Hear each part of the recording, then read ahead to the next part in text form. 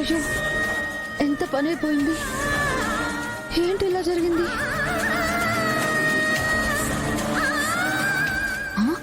అరే రే, ఏంటి శరణ్య, తాళి తెగిపోయిందా?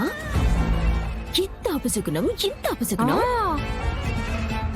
అసలే ఇవాళ శుక్రవారం.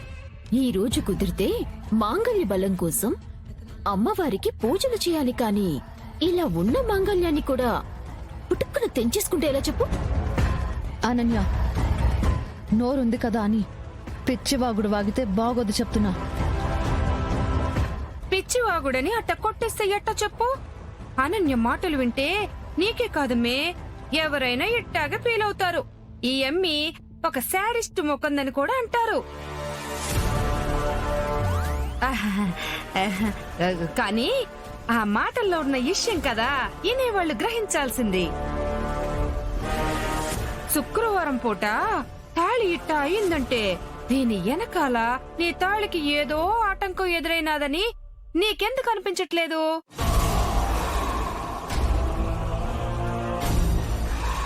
అసలే ఈ మధ్య మీ ఆయన విషయంలో కొత్త పోరేదో నీకు ఎదురైనట్టుండాది.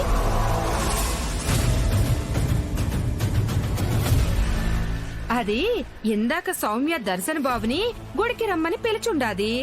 దర్శన్ బాబు కూడా వెనకే పోయుండాడు.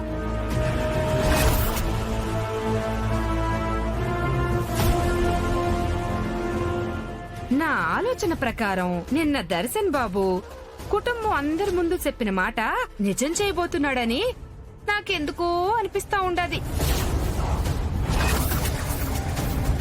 అనిపించడం ఏంటి? అక్కడ జరిగేది అదే కదా. ఇవాళ గుళ్ళో సామూహిక వివాహాలు జరుగుతున్నాయి. అందులోనే మీ ఆయనకి సౌమ్యకి కూడా పెళ్లి జరగబోతోంది.